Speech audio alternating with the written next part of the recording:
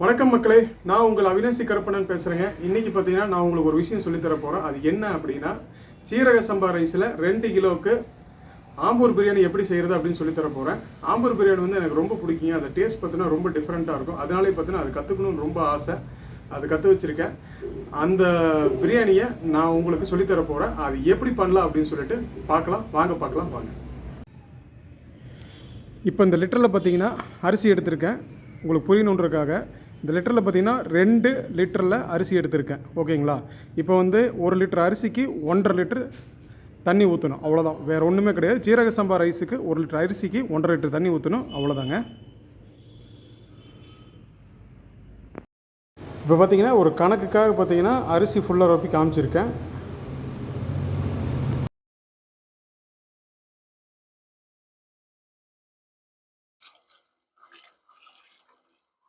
அரிசிக்கும் தண்ணி பிடிச்சாச்சு. சீரக சம்பா ரைஸ் தான் நம்ம போட்டிருக்கோம். மலபார் ரைஸுங்க. இப்போ பார்த்தீங்கன்னா அரிசிக்கு ஒரு 20 நிமிஷம் வந்து ஊற வைக்க போகிறோம். அதுபோக பார்த்தீங்கன்னா அரிசி வந்து நீங்கள் எந்த அளவுக்கு எடுத்திருக்கீங்களோ அந்த பாத்திரத்தில் இப்போ பாருங்க, இந்த பாத்திரத்தில் இந்த அளவுக்கு வந்து நான் எடுத்திருக்கேன் அரிசி. அதுலேருந்து தண்ணி பார்த்தீங்கன்னா 2 மடங்கு சேர்த்து பிடிச்சிருக்கேன் தண்ணி.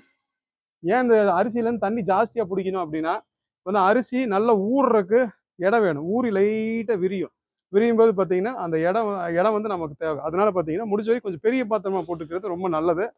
இது வந்து ஒரு மெத்தடு, இதை பார்த்துக்குங்க. இப்போ பார்த்தீங்கன்னா போட்ட அரிசியை வந்து கழிஞ்சிக்கணும். ஏன் கழிக்கணும் அப்படின்னா, தண்ணி வந்து அரிசி எல்லாம் இருக்கிற எல்லாத்துலேயும் பார்த்தீங்கன்னா அப்படியே தண்ணி வந்து எல்லாத்துலேயும் ஸ்ப்ரெட் ஆகும். அப்போ அரிசி வந்து ஊறும், ஈவனாக ஊறும். அதே மாதிரி கொஞ்சம் ஸ்பீடாக வேலை நடக்கும். அதனால் கழுகிறது ரொம்ப நல்லது. எல்லா ஐட்டமும் எடுத்தாச்சுங்க. அரிசி ஊற வச்சாச்சு. அரிசி ஊறிட்டு இருக்குது. தண்ணி எடுத்து வச்சாச்சு. அதுவும் பார்த்தீங்கன்னா வரமிளகா பேஸ்ட்டு, அதுக்கடுத்தது பார்த்தீங்கன்னா பூண்டு பேஸ்ட்டு, மல்லி புதினா, அதுக்கப்புறம் பார்த்தீங்கன்னா இஞ்சி பேஸ்ட்டு, பட்டை ஏலக்காய் கிராம்பு, தயிர், அதுக்கப்புறம் பார்த்தீங்கன்னா தக்காளி வந்து ஸ்லைஸ் வச்சு சின்ன சின்னதாக கட் பண்ணிக்கணும். மோட்டாவெல்லாம் இருக்கக்கூடாது. சின்ன சின்னதாக ஸ்லைஸஸாக கட் பண்ணால் உங்களுக்கு வந்து வணங்கும் போது ஈவனாக வணங்கும். உங்களுக்கு ஒரு இடத்துல நிற்காது, எல்லா இடத்துலையும் பரவி போகும். அதுக்காக தான். அதுக்கப்புறம் வெங்காயம் பெரிய வெங்காயம் இது பார்த்தீங்கன்னா ஸ்லைஸாக கட் பண்ணணும். இந்த மோட்டா கட் பண்ணிங்கனாலே போதும். புரியுதா உங்களுக்கு? இந்த மாதிரி நைஸாக கட் பண்ணிங்கன்னா வேகிறது ஈஸியாக இருக்கும். அதில் ஒரு டேஸ்ட்டும் உங்களுக்கு கொடுக்கும், ஸ்ட்ரக்சர் வரும் உங்களுக்கு. அதுக்காக இந்த மாதிரி வெட்டி இந்த மாதிரி வெட்டி வச்சுருக்கு. இப்போ வேணுன்ற அளவுக்கு தண்ணி எடுத்து வச்சாச்சு. ஓகே, நெய் எடுத்திருக்கேன். ஆக்சுவலாக பார்த்தீங்கன்னா நெய் வந்து நான் கம்மியாக தான் போட போகிறேன். அதுக்கப்புறம் பார்த்தீங்கன்னா லெமன் எடுத்து வச்சுங்க. இந்த அளவு வந்து நான் போடும்போது எவ்வளோ அளவுன்னு சொல்லி எல்லாம் சொல்லிடுறேன் நான். 1 கிலோக்கு பார்த்தீங்கன்னா 250 ml ஆயில் ஊற்றுவோங்க.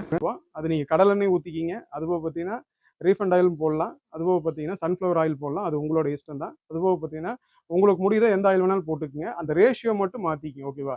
இப்போ 250 ml பார்த்தீங்கன்னா ஆயில் போடுறேன். அதில் 150 ml பார்த்தீங்கன்னா நான் வந்து சன்ஃப்ளவர் ஆயில் போட்டுறேன். அதுபோக பார்த்தீங்கன்னா ஒரு 100 ml பார்த்தீங்கன்னா நெய் போட்டுக்கிறேன். நான் பார்க்கலாம் வாங்க. நான் ஸ்டார்ட் பண்ண போகிறேன். அப்புறம் கண்டினியூவாக போய்க்கலாம். அடுப்பு பற்ற வச்சுக்கலாங்க.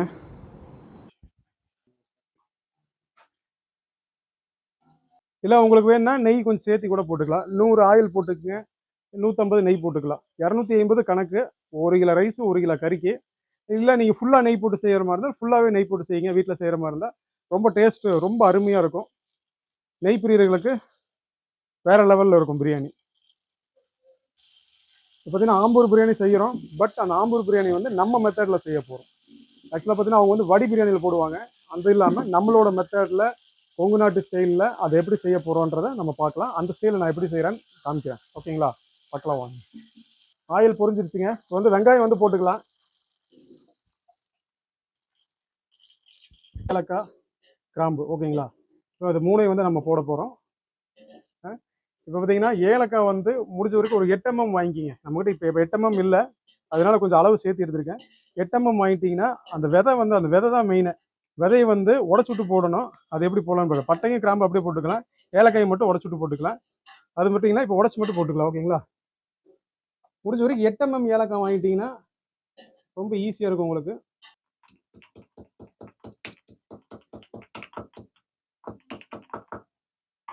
உடைச்ச உடனே ஸ்மெல் வருது பார்த்தீங்களா?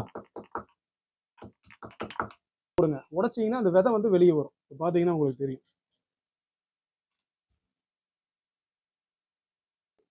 உடச்சிட்டிங்கன்னா அந்த விதை பாருங்க இப்போ வெளியே வந்திருக்கா, அந்த விதை வந்து ஆயிலில் வெந்தால் தான் அந்த ஸ்மெல் வரும் நமக்கு. முடிஞ்ச வரைக்கும் ஏலக்காயை உடச்சி போட்டுக்குங்க. அது எப்படின்னு சொல்லித்தரேன். இப்போ போடலாம், பட்டை கிராம் போடலாம். பாருங்கள், ஸ்லைஸாக சன்னமாக வெட்டினோம்னா எந்த அளவுக்கு பார்த்தீங்கன்னா தனியாக பிரிஞ்சு வேகுது பார்த்தீங்களா. வெங்காயம் வந்து ஸ்லைஸாக வெட்டியிருக்காங்க. சின்னதாக சன்னமாக வெட்டினாங்கன்னா எல்லாமே ஈவனாக வேகும் உங்களுக்கு. கரெக்டான சமயத்தில் எல்லாமே வெந்துடும்.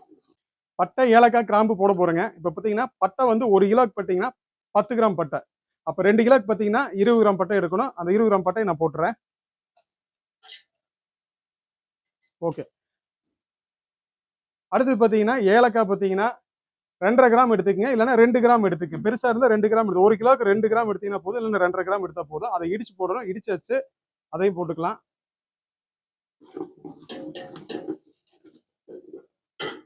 ஒரு கிலோக்கு பார்த்தீங்கன்னா 1 கிராம் கிராம்பு போட்டுக்கங்க. 2 கிலோக்கு பார்த்தீங்கன்னா 2 கிராம் கிராம்பு போட்டுக்கலாம். ஓகே, இந்த பதமாக வரணும். வெங்காயம் வந்து இந்த அளவு வரணும். அதாவது ரொம்ப டார்க் ப்ரௌன் இல்லாமல் ஈவனாக வந்துச்சுன்னா கரெக்டாக இருக்கும். பூண்டு பேஸ்ட் பார்த்தீங்கன்னா 100 கிராம் எடுத்துருக்கேன். 1 கிலோக்கு 100 கிராமு. அப்போ 2 கிலோக்கு பார்த்தீங்கன்னா 200 கிராம் பூண்டு பேஸ்ட் எடுத்திருக்கேன். வெங்காயம் இந்த கலர் வந்ததுக்கப்புறம் பூண்டு போட்டிங்கன்னா கரெக்டாக இருக்கும். பார்த்தீங்கன்னாலே தெரியும். வெங்காயம் இந்த கலர் வந்ததுக்கப்புறம் பூண்டு போட்டுக்கணும்.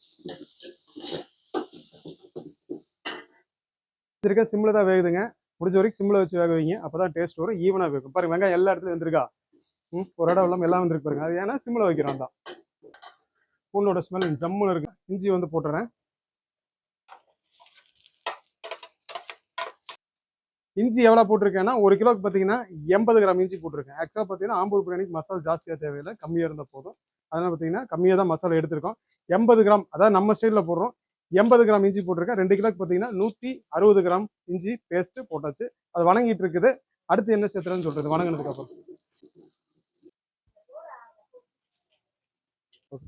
இப்போ பார்த்தீங்கன்னா பூண்டு வெந்துருச்சுங்க. இஞ்சியும் பார்த்தீங்கன்னா நல்லா பாயில் ஆயிடுச்சு. அதை எப்படி பார்க்கணும் அப்படின்னா, அது ரெண்டு வெந்து அப்படி பிறண்ட மாதிரி இருக்கும், அது திரிஞ்ச மாதிரி இருக்கும் உங்களுக்கு. இப்போ பார்த்தீங்கன்னா அடுத்தது பார்த்தீங்கன்னா மிளகா பேஸ்ட் போடணும். அது என்னன்னா 1 கிலோக்கு பார்த்தீங்கன்னா மிளகா பேஸ்ட் 30 கிராம் எடுத்திருக்கேன். அதை போடலாம். 2 கிலோக்கு பார்த்தீங்கன்னா 60 கிராம் எடுத்திருக்கேன். இந்த ஸ்டேஜில் மிளகா பேஸ்ட் நம்ம ஆட் பண்ணிக்கலாம்.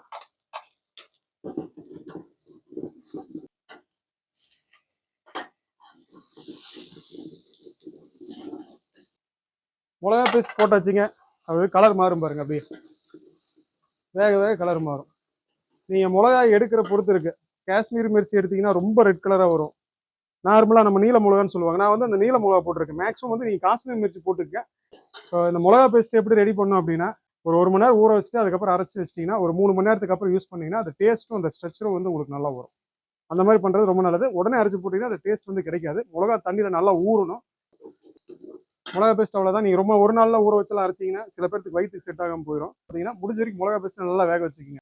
தக்காளி பார்த்தீங்கன்னா சன்னமாக வெட்டிக்கிங்க. ரொம்ப மோட்டாக வெட்ட வேண்டாம். சன்னமாக வெட்டினீங்கன்னா சீக்கிரம் கரைஞ்சிரும். எல்லா இடத்துலையும் அந்த ஃப்ளேவர் வரும், இந்த ஸ்ட்ரக்சர் வரும் உங்களுக்கு. சின்ன தக்காளி தெரியும், பார்த்தீங்கன்னா உங்களுக்கு தெரியும். உங்களுக்கு 1 கிலோக்கு 100 கிராம் தக்காளி, 2 கிலோக்கு 200 கிராம் தக்காளி எடுத்திருக்கேன். போட்டுடலாம்.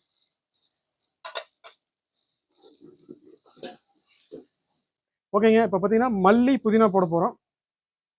இப்போ 1 கிலோக்கு பார்த்தீங்கன்னா 10 கிராம் மல்லி, 10 கிராம் புதினா போட்டால் போதும். ரொம்ப அதிகமாக தேவையில்லை. அந்த ஸ்பைசஸ் வந்து லைட்டாக இருக்கும் அந்த ஸ்மெல்லு.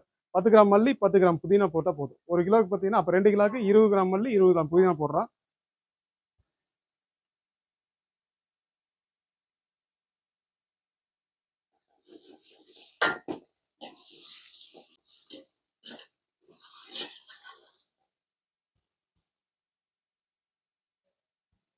ஏன்னா 2 லிட்டர் ரைஸ் போட்டிருக்கேன். இப்போ 3 லிட்டர் தண்ணி ஊற்ற போகிறோம். அவ்வளோ தண்ணி ஊற்றினா அது அளவு கரெக்டாக இருக்கும். அதான் பண்ண போகிறேன். பார்க்கலாம்.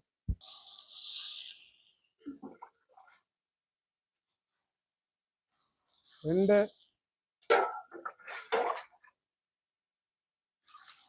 3. இப்போ பார்த்தீங்கன்னா கறி எடுத்தாச்சு. கறியை வந்து தண்ணியை போட்டாச்சுங்க.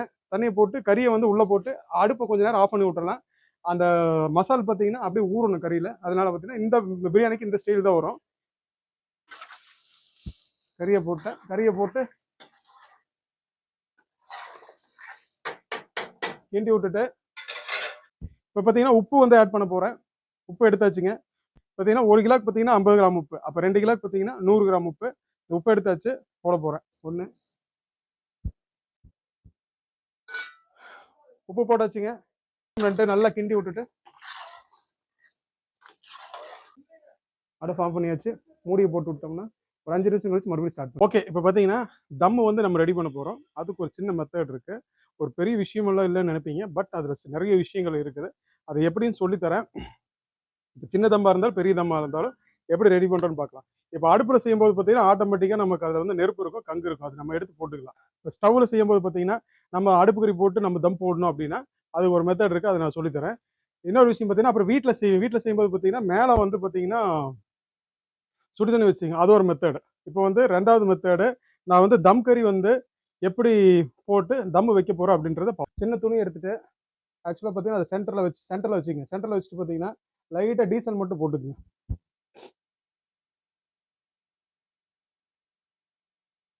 இதை சுற்றியும் கறி அடிக்குங்க. அந்த துணியை மட்டும் மேலே இழுத்து விட்டிங்கன்னா அவ்வளோ.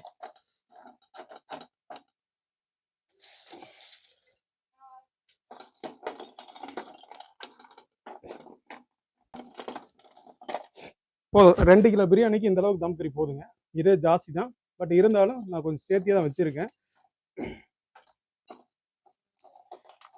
முடிஞ்ச வரைக்கும் இந்த கோபுரம் மாட்டு அடிக்கிங்க, குவியல் மாதிரி கோபுரம் மாட்டு இப்போ அடிக்கிங்க. ஓகேவா?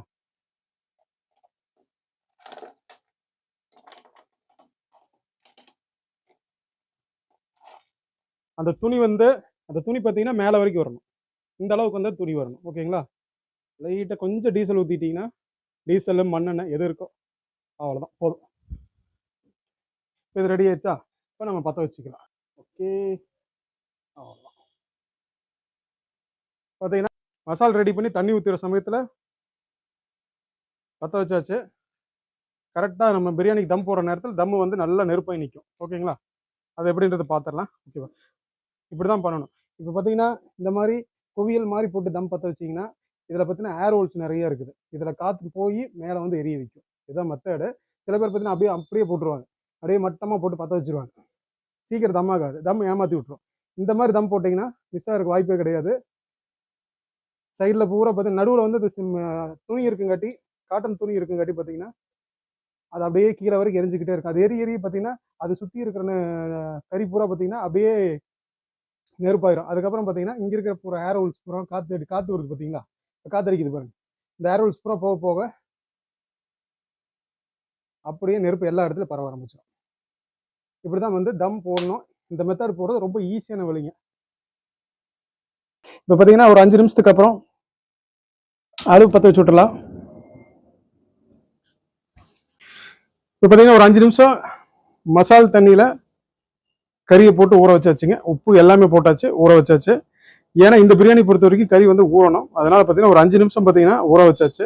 அதுபோக பார்த்தீங்கன்னா தம்மும் பற்ற வச்சாச்சு. தம்மு ரெடி ஆகிட்டு இருக்குது. ஸ்டவ் பற்ற வச்சாச்சுங்க. அடுத்து வந்து அரிசி வடிச்சு போட்டு நம்ம ஏற்றணும். ஏற்றுனதுக்கு பிரியாணி போயிடும். அந்த ப்ராசஸிங் எப்படி பண்ணுறோன்னு பார்க்கலாம். பாருங்க, அரிசி நல்லா ஊறி இருக்கா? இதை வந்து வடிச்சிடலாம். அடுத்த ப்ராசஸிங் போயிடலாம். Okay okay. இப்போ பார்த்தீங்கன்னா தயிர் 1 லிட்டருக்கு பார்த்தீங்கன்னா 100 ml, 2 லிட்டருக்கு பார்த்தீங்கன்னா 200 ml தயிர் போட்டிருக்கேன். அடுத்து பார்த்தீங்கன்னா லெமனு 1 கிலோவுக்கு 20 ml லெமன் போட்டிருக்கேன். 2 கிலோவுக்கு பார்த்தீங்கன்னா 40 ml லெமன் பார்த்தீங்கன்னா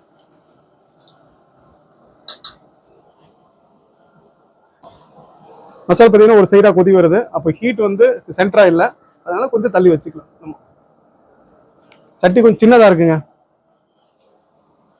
வெயிலே ரொம்ப ஜாஸ்திங்க. அனல் சும்மா பயங்கரம் அடிக்குது. முன்னால் தண்ணி தெளிச்சு விட்டோம், இருந்தாலும் பார்த்தீங்கன்னா அனல் ஃபுல்லாக ஏறுது. நிற்க முடியல, வேர்த்து ஜாஸ்தி ஒழுகுது. சங்கடப்பட வேண்டாம், வேறு வழி இல்லை. இந்த இடத்துல தண்ணி தான் நான் சொல்லித்தர மாதிரி சுச்சுவேஷன் இருக்கு. ஓகேங்களா? பார்த்தீங்கன்னா அரிசி ஊறிடுச்சுங்க. 25 நிமிஷம் அரிசி ஊற வச்சிருக்கேன். இப்போ பார்த்தீங்கன்னா அரிசியை நல்லா தண்ணி வடிச்சிடணும். அரிசியை பார்த்தீங்கன்னா ஃபுல்லாக நல்லா தண்ணி வடிச்சிடணும். வடிச்சாதான் அந்த அளவு தண்ணிக்கும் அரிசி போடுறதுக்கும் கரெக்டாக இருக்கும். அரிசியில் கொஞ்சம் தண்ணி உள்ள எடுத்து வச்சிருக்கா, அந்த அளவு தண்ணியும் அங்கே போடுற மெஷர்மெண்ட் அளவு தண்ணியும் ஈவனாக மேனேஜ் ஆகும். எச்சு கம்மியாக போச்சு, அங்கே வச்சாலும் கம்ப்ளைண்ட் வந்துடும், இங்கே நீங்கள் நல்லா வடிக்கலனாலும் கம்ப்ளைண்ட் வந்துடும். அதனால 2 பக்கம் ஈவனாக இருக்கும். தண்ணி நல்லா வடிச்சோம்னா அளவு தண்ணி கரெக்டாக போடணும். அப்போ என்னன்னா பர்ஃபெக்டாக வரும் உங்களுக்கு. இந்த பிரியாணி பொறுத்த வரைக்கும் கறி வந்து மசாலா ஒரு 60% வேகணும். அதுக்கடுத்து பார்த்தீங்கன்னா நம்ம மெத்தடில் போடுறோம். அதே மாதிரி பார்த்தீங்கன்னா அரிசியை போட்டதுக்கப்புறம் ஒரு 20% வேகணும், தம்மில் ஒரு 20% வேகணும். அதான் கணக்கு. ஒரு 60% எப்படி வேகுதுன்னு சொல்கிறேன். எந்த மாதிரி கறி எடுத்தால் அது வெந்திருக்குன்னு ஈஸியாக கண்டுபிடிக்கணும்னு சொல்லித்தரேன். இந்த மாதிரி கறியெல்லாம் பார்த்தீங்கன்னா இந்த முதுகு லெக்கு அந்த மாதிரி கறிங்க சீக்கிரம் வெந்துடும். இந்த மாதிரி கறி நம்ம செக் பண்ண வேண்டியதில்லை. எலும்பு பீஸ்ன்னு சொல்லுவோம். இந்த நெஞ்சில் ஒரு பீஸ் இருக்கும் பாருங்க, சக்க பீஸை, அந்த பீஸ் இதில் இல்லைன்னு நினைக்கிறேன். அது போட வேண்டாம்னு சொல்லியிருந்தேன். சரி ஓகே, நான் ரெக்கையில் இருக்கும் எடுத்துக்கலாம், விங்ஸில் இருக்கும். விங்ஸில் நான் காமிக்கிறாருங்க. ஓகே, இப்போ இதை மட்டும் நான் செக் பண்ணுறேன். செக் பண்ணி சொல்லி தந்தா தான் உங்களுக்கு தெரியும். அதனால இதை எடுத்து போட்டு நான் செக் பண்ணி மட்டும் காமிச்சிடறேன். இந்த பீஸ் வந்து நான் பிரியாணியில் போடல, இந்த பீஸை தனியாக எடுத்துடுறேன். இது செக் பண்ணுறது உங்களுக்காக காமிக்கிறேன், பார்த்துக்கலாம் வாங்க. இதில் போட்டாச்சுங்களா? இப்போ பார்த்தீங்கன்னா இந்த இடம் பாருங்க, இதெல்லாம் வெந்திருக்கா? இதெல்லாம் ஓகே, வெந்தாச்சுங்க. 60% வந்துருச்சு. அதே மாதிரி பார்த்தீங்கன்னா இது வந்து சக்க பீஸ், இந்த எலும்பு கிட்ட வரும், ரக்கை கிட்ட வரும், நெஞ்சு கூட சேர்ந்த பீஸ். இந்த பீஸை பார்த்தீங்கன்னா நம்ம செக் பண்ணணும். இப்போ உடச்சிங்கன்னா உடையணும். உடஞ்சின்னா 60% வந்துருச்சுன்னு அர்த்தம். அதுக்கப்புறம் அரிசி போடும் 20%, தம்மில் ஒரு 20% வந்துச்சுன்னா உங்களுக்கு பார்த்தீங்கன்னா ஈஸியாக இருக்கும். அதான் கரெக்டான மெத்தடு. ஓகேங்களா?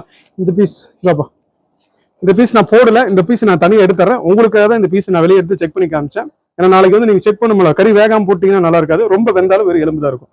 அதுக்காக தான் சொல்லியிருக்கேன். இங்கே 60% வெந்திருக்கு. இப்போ வந்து அரிசியை போடலாம். அரிசி வடிச்சிருக்கேன், நல்லா வடிச்சு வச்சு அரிசியை போட்டுடலாம்.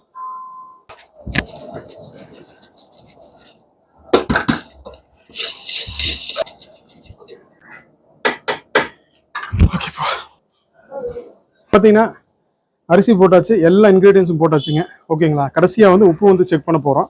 அரிசி போட்டதுக்கப்புறம் நம்ம வந்து நம்மளோட இதில் ஸ்டைலில் வந்து உப்பு செக் பண்ண போகிறோம். இப்போ பார்த்தீங்கன்னா கொதி வந்துட்டு இருக்கு. இப்போ உப்பு மட்டும் செக் பண்ணிடுவோம் எப்படி இருக்குன்னு சொல்லிட்டு. ஆயிலை மட்டும் பார்த்தீங்கன்னா நல்லா லைட்டாக தள்ளி விட்டுட்டேன். ஓகேங்களா? லைட்டாக எடுத்தீங்கன்னா போதும். ஏன்னா நல்லா கிண்டியாச்சு, உப்பு போட்டதுக்கப்புறம் ஈவனாக பரவி இருக்கும். இப்போ வந்து உப்பு மட்டும் செக் பண்ணிக்கலாம். பார்த்தீங்கன்னா உப்பு செக் பண்ண போகிறேன். உப்பு, காரம், புளிப்பு, இது மூணுமே பார்த்தீங்கன்னா பர்ஃபெக்டாக இருக்குன்னு செக் பண்ணணும். நம்ம உப்பு செக் பண்ண போது ஆல்ரெடி பார்த்தீங்கன்னா எல்லா இன்க்ரீடியன்ஸும் போட்டாச்சு. அதனால பார்த்தீங்கன்னா ஃபைனலாக செக் பண்ணுறது ரொம்ப நல்லதுங்க. விட்டுட்டிங்கன்னா அந்த எப்போ பிரியாணி வேஸ்ட்டாக போயிடும். அதை ரெடி பண்ணுறதுக்கு ஒரு மெத்தட் இருக்குது, அதுவும் நான் சொல்லித்தரேன் உங்களுக்கு ஃபியூச்சரில். பட் உப்பு வந்து போட மறக்க வேண்டாம். உப்பு மட்டும் செக் பண்ணிடலாம்.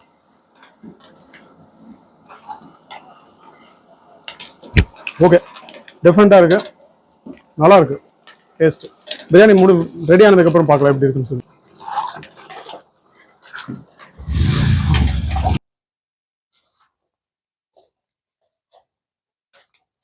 இருநூறுல போட்டுடலாம், கட் பண்ணிக்க. தம்மு வந்து ரொம்ப ஹீட் ஜாஸ்தியா இருக்கு, அதனால 2 கிலோ போட்டிருக்கேன்.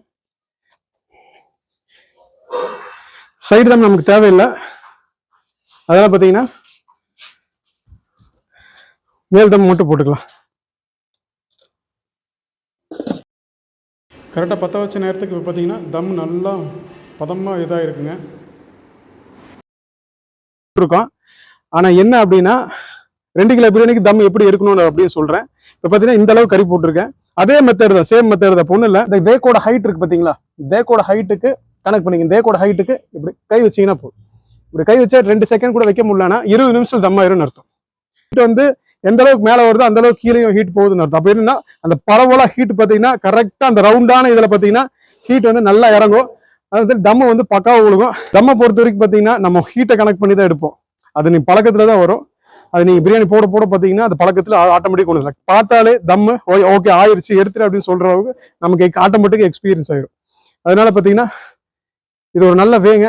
இது தெரிஞ்சு வச்சுக்க, நீங்கள் எங்கே பண்ணாலும் சரி, புதுசாக பண்ணுறவங்களும் சரி, யாராக இருந்தாலும் தெரிஞ்சு வச்சிட்டிங்கன்னா ரொம்ப ஈஸியாக இருக்கும் உங்களுக்கு பார்க்குறேன். தம் எடுக்கும்போது எப்படின்றத பார்க்கலாம்.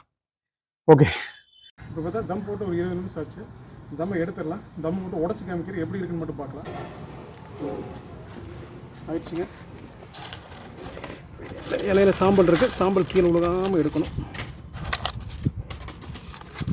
ஓகே, ரெடி ஆயிடுச்சு பிரியாணி. கரண்டி கொண்டா தங்க பார்த்தீங்கன்னா உடைக்கிறேன் தம்மை.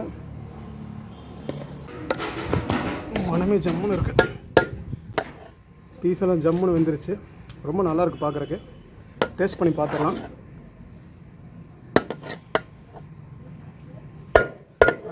கரெக்டான பக்குவத்தில் தம் உடைச்சிருக்கோம். இப்போ பார்த்தீங்கன்னா தெரியாது, மின்னும் அப்படியே மின்னும் பாருங்கள். அந்த பசப்பு, ஆயில் பசப்பு, சிக்கனோட கொழுப்பு, ரெண்டா மசாலு அப்படி மின்றது பாருங்கள். நல்லா இருக்கா?